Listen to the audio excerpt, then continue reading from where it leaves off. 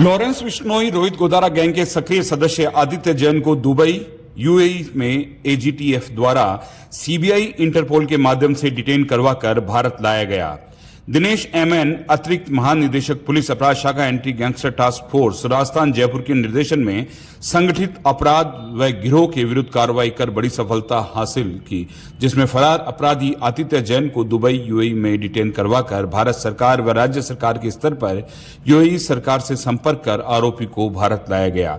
आदित्य जैन पुत्र श्री जाम्बू कुमार जैन उम्र 26 वर्ष निवासी रामादेवी शारदा मार्ग पुराना बस स्टैंड के पास कुचामन शहर जिला डीडवाना कुचामन राजस्थान का रहने वाला तथा गुजरात में बंद कुख्यात गैंगस्टर लॉरेंस बिश्नोई तथा रोहित गोदा द्वारा चलाए जा रहे जबरन वसूली गैंग का सक्रिय सदस्य है। आदित्य जैन के विरुद्ध राजस्थान के विभिन्न जिलों में अपहरण, बलात्कार, भयाक्रांत कर जबरन वसूली, अवैध हथियार रखने जैसे गंभीर मामलों के साथ जेल में बंद अपराधियों को अपराध करने हेतु अवैध रूप से मोबाइल फोन व अन्य सामग्री उपलब्ध करवाने एवं अपना नाम बदलकर छल करने से संबंधित 7 प्रकरण दर्ज है।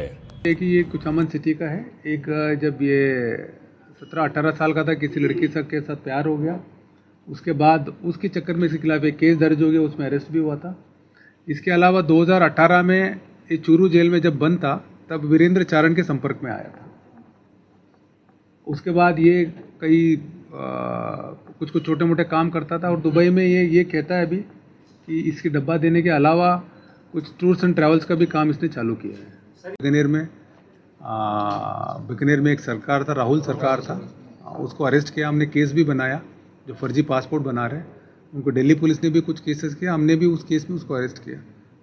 सर, ये डब्बा कॉल का थोड़ा सा एक्सप्लेन करेंगे, होता क्या चीज़ है? अरे सबको पता चल जाएगा, सारे करने लग जाएंगे। सर, उनको ये पता चल जाएगा, अपने को पता है। नहीं, अभी क्या है कि जो डब्बा कॉलिंग देता है ना, वो सबसे ज़्यादा वल्नरेबल पोजीशन में है, क्योंकि वो बिना बात किए भी हर जो वारदात हो रही है उसमें पार्ट बन जाता है और वो इजीली पकड़ा जाता है।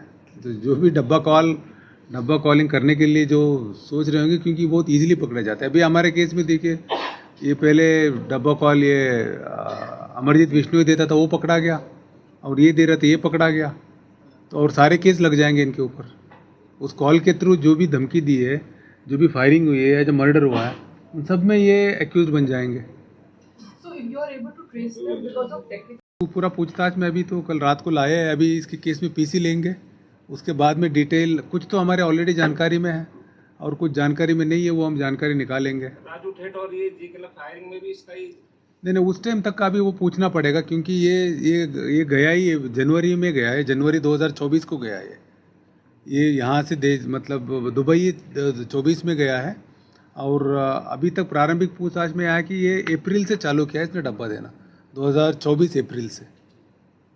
अमरजीत के इसके काम में क्या फर्क है? वो भी तो डब्बा कॉलिंग करवाता। हाँ, वो डब्बा कॉलिंग करवाता था, और अमरजीत का क्या, वो और ज़्यादा डीपर कनेक्शन से गैंग के साथ, और इसका भी अब पूछताछ में पता चलेगा कितना, मतलब सिर्फ कॉल करने तक ही था, इसमें कितना पैसा इसको पहुंचता था, वो सब हम डिटेल में पूछताछ करेंगे तब पता चलेगा। अमरजीत की एक्स्ट्रेडिशन का भी प्रोसेस चल रहा है, वो इटली में है, अलग अलग कंट्री का अलग अलग सिस्टम होता है, और जैसे दुबई में तो जल्दी दे दिया, और वहाँ अभी हमारा एक्स्ट्रेडिशन चल रहा है, हमारा लगातार पत्राचार चल रहा है, हमें उम्मीद है उसको भी जल्दी लेके आएंगे।